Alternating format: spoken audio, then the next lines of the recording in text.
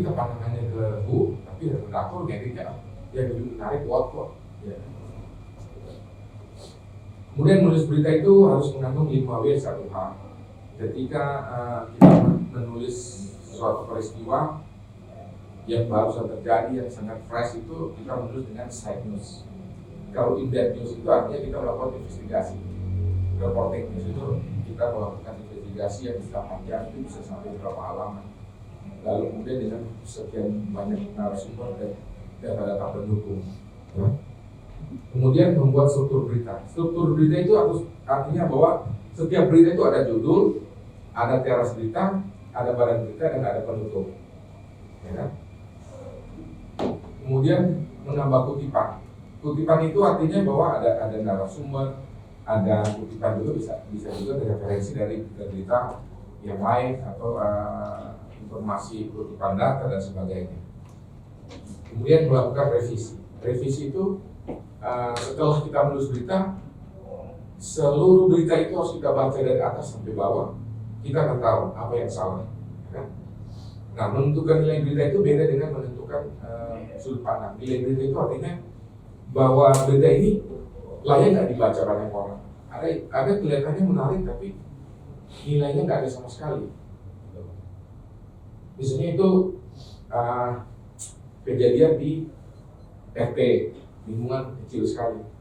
Lalu itu penting tentang kebersihan situ.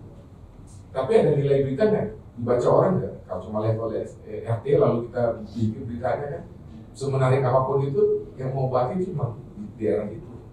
Jadi nilai berita itu penting juga bagi reporter. Kalau kemudian nilai-nilai berita itu satu terkait pengaruh suatu peristiwa bagi publik.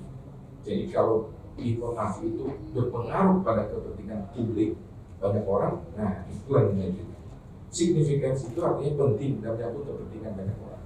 Sebagai penting, lalu kemudian timeline itu artinya baru terjadi ya kan, baru proximity, kedekatan peristiwa terhadap halayak, geografis, psikologis, ideologis, kemudian prominence yaitu ketokohan seorang artis, pejabat, idola dan sebagainya, dan impactnya ya kan sama dengan yang poin 1, 2 tadi. Kemudian konflik, biasanya konflik peristiwa ketegangan, kericuan, unjuk rasa, itu menarik ya kan, nilai-nilai memiliki nilai berita itu human interest. Sekalipun itu berita misalnya kuliner, ya kan, itu bagi saya orang pengen baca, gimana itu kan. Nah rata-rata kan manusia itu kan kalau dia hidup kan suka makan, pasti sebagian besar manusia orang-orang itu kan. Nah, berita tentang di mana ada tempat kuliner yang lagi happening, kayak kemarin kan ada apa tuh restoran yang marah-marah meskipun konon minggu lalu ditutup ya kan. Nah itu menarik, human interest. Tadinya restoran marah-marah itu banyak sekarang tutup ya kan. Rupanya apa alasan itu kan bisa menarik diliput. Rupanya karena budaya kita itu nggak ada budaya marah-marah di Indonesia. Kalau di luar negeri mungkin iya berhasil, kalau di sini nggak. Ya kan human interest, unusualness disebut juga politik atau yang unik, berita-berita unik ya kan. Misalnya ada kampung yang dicek semua warna-warna rumah-rumah, itu bagus diliput. Baru kemudian detail 5W1A ini udah dijelaskan ya. Who, siapa, what, apa, when, dan lain-lain. Kemudian gaya penulisan berita online itu tulisan online termasuk di blog itu harus alinea pendek, paragraf pendek. Kalau di koran dulu satu link itu biasanya bisa 3 kalimat, bahkan ada di koran itu bisa sampai 4 kalimat. Tapi kalau media online itu kan ada namanya search engine Google. Kalau kita bikin satu paragraf pertama itu terlalu panjang, itu tidak ramah search engine Google. Jadi dia sekarang itu berita udah paling banyak 2 kalimat panjang. Nah ini contoh saya ambil kutipan dari antara ini. Misalnya gini, Kementerian Ketenagakerjaan menggelar peringatan dan pencarian bulan kaki Keselamatan dan Kesehatan Kerja Nasional tahun 2004 di Smelter Freeport Indonesia di Gresik, Jawa Timur. Ya, jadi harus ada jarak ya, di dalam menulis berita di online harus ada jarak. Itu yang pertama, ya, pendek. Lalu kemudian komposisi naskah berita online itu judul, Baru yang tadi saya bilang baris berikutnya adalah reply, tanggalnya, teras berita, ada newsletter, kemudian ibu berita. Nah, ini contoh berita, sajian berita online ini. Komposisi naskah berita tersebut tersusun dalam format pemberitaan yang dikenal dengan sebutan primedia terbalik. Primedia terbalik itu artinya bahwa primedia kan dibentuknya begini, yang besar di atas, kecil di bawah. Artinya segala sesuatu yang paling penting, topik utama yang kita tentukan tadi itu ditaruh di hal yang pertama. Ini Kapolres Kota Malang Kota, Kombes Pol Hedi Wuryanto memberikan ultimatum kepada 3 pentolan badan eksekutif mahasiswa untuk demonstrasi depan Mapolres Kota Malang. Demonstrasi dilakukan pada Jumat. Jadi di sini sudah ada HU, dia menariknya HU ini yang dia pilih, bahwa si Kapolres ya lebih menarik daripada si mahasiswa, ya kan? Dan lebih menarik daripada apa ultimatum itu kan? Berarti dia menganggap bahwa berita ini Kapolres itu lebih menarik daripada ultimatum itu kan wordnya. Ya. Kemudian seperti ini, untuk memudahkan mempercepat pembaca mengetahui, jadi pendek-pendek, paragrafnya jangan panjang-panjang. Nah ini bentuknya piramida terbalik, ya kan? Di pertama itu ada lead, di dalam lead itu mengandung 5 unsur ini. Tapi biasanya di dalam lead itu rata-rata itu what, ada who, baru ada where dan when. Why dan how itu kadang-kadang lebih banyak cenderung dia masuk ke the body, dia badan berita.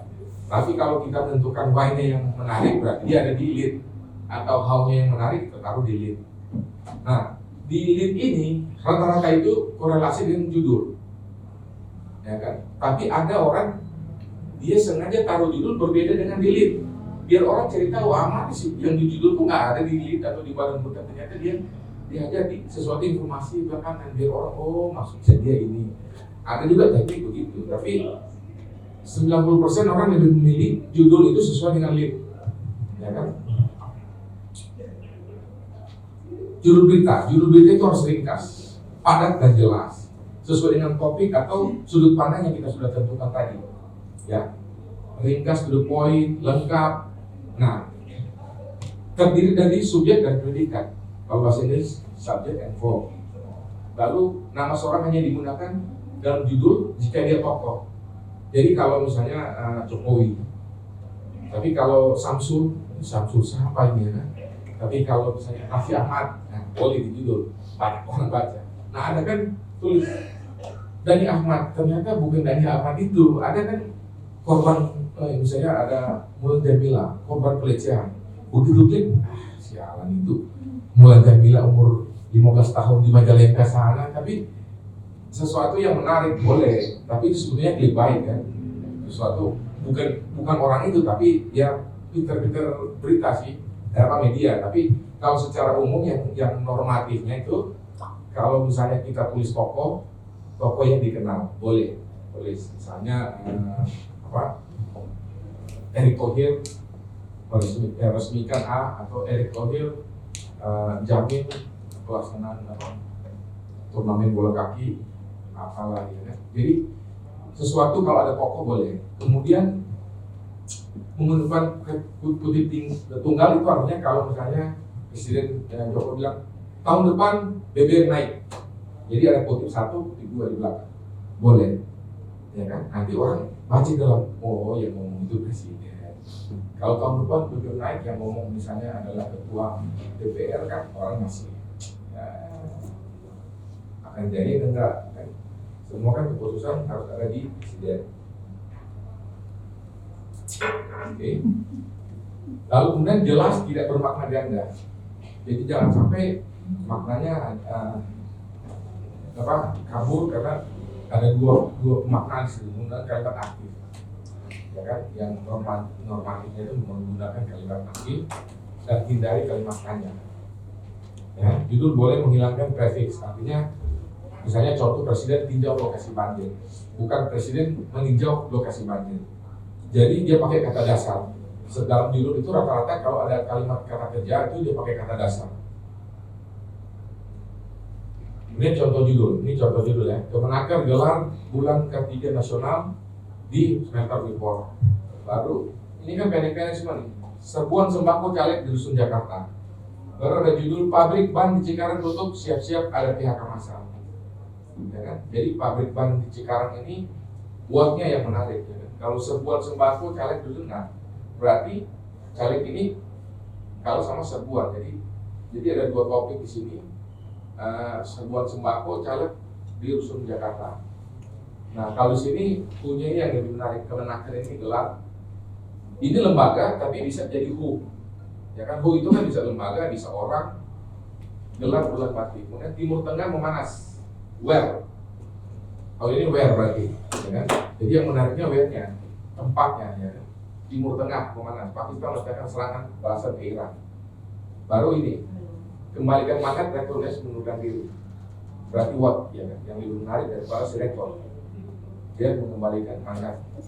Jadi judulnya adalah seleksinya ke what-nya, bukan ke who, bukan ke rektor yang mengundurkan diri. Ya, jadi dia kembalikan mandat itu. Ya, mengundurkan diri kalah sama kembalikan mandat. Ya. Menurut berita ini yang menariknya sih itu. Baru teras berita. Teras berita itu lead. Jadi dia paragraf pertama dari berita itu namanya lead atau teras berita. Wartawan biasanya menyampaikan inti berita atau fakta terpenting yang saya sampaikan tadi mengandung unsur what, who, where, dan when. Kalau pemula itu biasanya dia menggunakan where atau when. Itu pemula. Contoh ini kalau pemula pada hari Sabtu dia bikin leadnya pada hari Sabtu tanggal 13 Juni 2020 telah diadakan seminar. Nah kalau dia profesional dia akan balik. Yayasan Rumah Kemanusiaan menggelar seminar di gedung Sate. Jadi yayasan menggelar seminar itu lebih menarik daripada hari tanggal itu. Kalau hari tanggal kan udah biasa. Nah kalau pemula suka nulis begitu, ya kan? Jadi dia kebingungan menulis gimana, itu yang terjadi. Lalu kemudian terjadi adalah kalimat sekaligus alinea pembuka. Lead yang menarik akan merangsang pembaca terus membaca isinya. Jadi kalau kita tulis sesuatu yang menarik di atas, pembaca akan mau dia membaca informasi lain yang ada di dalam berita. Lalu kemudian banyak jenis teras dalam literatur jurnalistik, namun secara praktis umumnya wartawan termasuk jurnalis media online menggunakan jenis lima W1 yaitu mendapatkan salah satu unsur berita khususnya what dan who. Itu udah clear tadi ya. Kemudian snack news lead atau summary lead karena meringkas inti berita di bagian awal. Contoh teras berita ini yang tadi saya bilang. Polres Malang, Kombes Pol Budiarto kepada 3 pentolan dan sebagainya. Kapolres Malang itu adalah who. Unsurnya di dalam satu lead ini, ya kan? Ada who, memberikan ultimatum kepada pentolan badan mahasiswa adalah what-nya. Nah ini unsur yang ada di dalam satu lead. Lalu kemudian demonstrasi di depan Mapolres Kota Malang itu where. Baru demonstrasi itu dilakukan pada Jumat Januari 12 Januari 2024 dan Selasa 6 Januari kemarin. When, jadi when itu. Jadi di dalam satu teras berita ini mengandung who, what, where, dan when. Jadi ada 4 unsur di situ. Ya. Oke. Untuk contoh teras berita. Nah, pola kalimat. Pola kalimat itu artinya bahwa bagaimana kita membuat kalimat itu berlanjut. Ya kan? Misalnya lebih lanjut dikatakannya penyelesaian perkara ini masih membutuhkan pemahaman yang cukup. Nah, pada kalimat berikutnya yang sama penyelesaian perkara ini lanjut dia masih membutuhkan bukti. Jadi artinya gini, cara kita melanjut sesuatu paragraf ke paragraf yang lain, kita bisa menentukan kalimatnya seperti ini.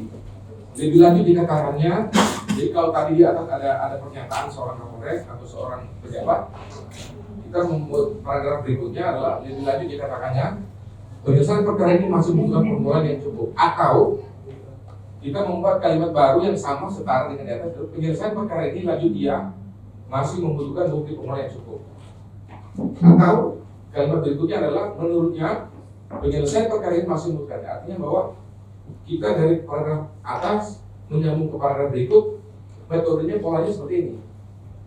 Nah kemudian ini, Menjawab pertanyaan wartawan, Ketua Tim SAR Eko Patrio mengatakan akibat kondisi cuaca yang tidak menentu, hujan bla bla bla.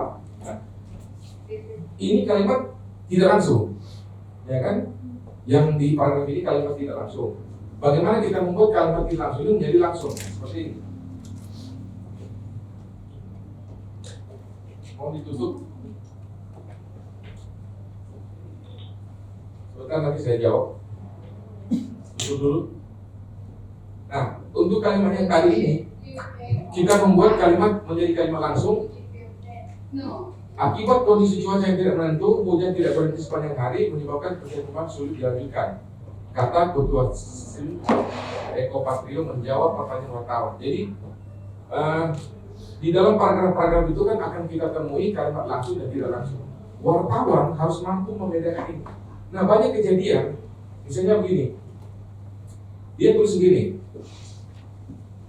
Ketua Tim SAR Eko Patrio, koma, lalu dia koma pembuka ini. Begitu terakhir kata Eko Patrio lagi.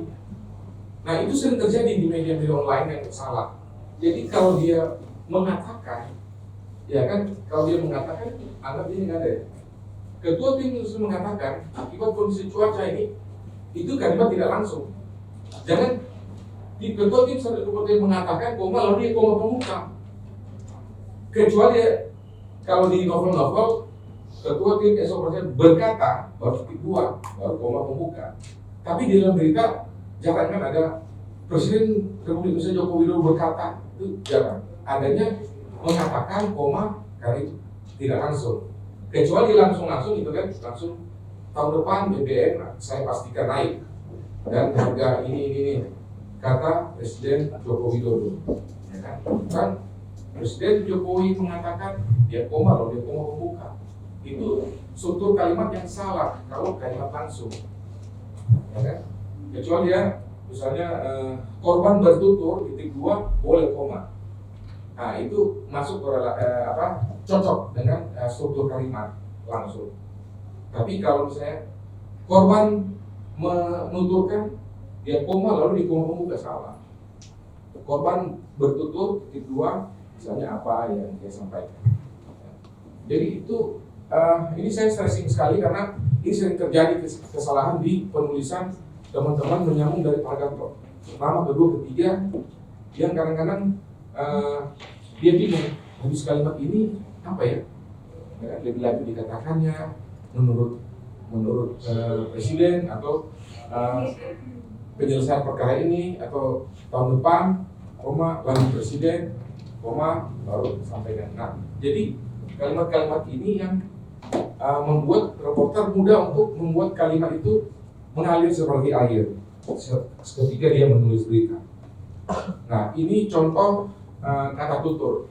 Kapan kita menulis berita menggunakan tutur? Tidak ada masalah, semua desain tahun depan, tutur wali kota. Nah, wali kota menuturkan ini kalimat langsung, kalimat tidak ada menuturkan program ini sudah tidak ada masalah, akan ada penyelesaian tahun depan. Jadi kita harus tahu membedakan kapan kita menggunakan tutur dalam sebuah kalimat, sebuah berita. Lalu tutur artinya, jadi kita harus tahu tutur dalam bahasa Indonesia apa. Nah, saya teman-teman silakan mengambil bahan ini untuk mengetahui. Lalu ada kata, kapan kita menggunakan kata? Ya, intinya hanya seperti itu. Klien kami Pak Gisa menjalankan proses PHP, bla bla bla. Kata Sandi Arifin, pengacara Gisa. Nah, begitu dia bikin proposal menulis ini jadi tidak langsung, Sandi Arifin mengatakan pada intinya seperti itu karena kliennya hanya menjalankan proses itu. Ini membedakan bagaimana kalimat langsung dan tidak langsung untuk menggunakan kata dasar kata. Ya, paham ya? Jadi kita harus tahu dulu kata itu artinya apa, unsur bahasa yang diucapkan atau dituliskan yang merupakan perwujudan kesatuan perasaan pikiran yang dapat digunakan dalam berbahasa. Itu arti daripada kata-kata. Baru ujar. Kapan kita menggunakan ujar dalam sebuah berita? 4 sektor strategis ini dapat bertumbuh dan berkembang apabila ICT dapat ujar Menkominfo. Ini nggak lengkap terus ekonomi karena mungkin di atas ada keterangan sebelumnya. Nah, jadi kalimat berikutnya seperti ini. Atau kita menggunakan kalimat tidak langsung. Menkominfo berujar 4 sektor strategi dan bla kemudian titik. Nah, tentang ujar ini menurut kamus ini perkataan yang diucapkan. Lalu kalimat atau bagian kalimat yang dilisankan, ya kita harus tahu kenapa. Nah, papar itu kan memaparkan. Nah, jadi biasanya kalau dia pakai papar, jadi kalau misalnya kita menulis ada penjelasan dari narasumber, satu kalimat langsung kan kurang. Nah, berarti dia biasanya papar itu ada 2 kalimat di dalam satu paragraf. Baru papar presiden atau papar dia, papar ketua apa gitu kan, narasumber lah. Nah, kalau kita menggunakan kalimat tidak langsung, dia juga memaparkan, memeriksa bla bla bla. Jadi kata memapar itu menguraikan dengan panjang lebar. Jadi kalau misalnya kita mau menjelaskan dalam kalimat itu satu paragraf bahwa narasumber itu menjelaskan agak panjang, lalu kita mau bikin kalimat langsung, kita tulis papar. Nah, siapalah narasumber ya kan? Atau dia memaparkan baru agak panjang kalimatnya. Kita menulis memaparkan karena kata memaparkan itu adalah menguraikan dengan panjang lebar. Ya. Jadi kapan kita menggunakan papar, kapan kita menggunakan ujar di dalam satu kalimat itu, kita harus tahu kata dasarnya apa. Ya. Beber. Saat itu istri saya diminta hari dolar pelaku perkara bebernya. Nah, berarti ketika kita mewawancara suami dan korban, dia kan membeberkan sesuatu atau mengungkapnya, bisa juga ungkapnya atau bebernya sama. Ungkapkan dia mengungkapkan sesuatu. Ayah korban membeberkan saat itu beber itu membuka. Jadi sesuatu yang tidak tahu, akhirnya dia mengungkapkan sesuatu, membuka. Ia berusaha membeberkan, ya, membentangkan, bukan tahu lah ya, menguraikan.